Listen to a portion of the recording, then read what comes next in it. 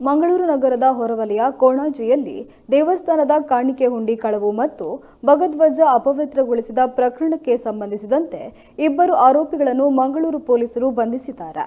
Talapady KC ರೋಡ್ನ Mohammed Suhail ಮತ್ತು ನಿಜಾಮುದ್ದೀನ್ ಬಂಧಿತ ಆರೋಪಿಗಳು. ಜನವರಿ 26ರಂದು ಆರೋಪಿಗಳು ಸಂಶಯಾಸ್ಪದವಾಗಿ ತಿರುಗಾಡುವುದನ್ನು ಕಂಡ ಪೊಲೀಸರು ವಶಕ್ಕೆ ಪಡೆದು ವಿಚಾರಣೆ ನಡೆಸಿದಾಗ ತಾವು ನಡೆಸಿದ ಕೃತ್ಯಗಳ ಬಗ್ಗೆ ತಪ್ಪೊಪ್ಪಿಕೊಂಡಿದ್ದಾರೆ.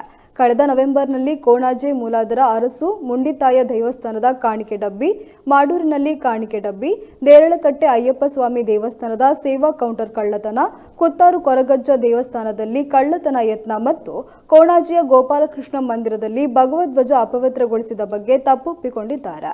ಇದೀಗ ಆರೋಪಿಗಳನ್ನು ಮತ್ತಷ್ಟು ವಿಚಾರಣೆಗೆ ಒಳಪಡಿಸಲಾಗಿದೆ.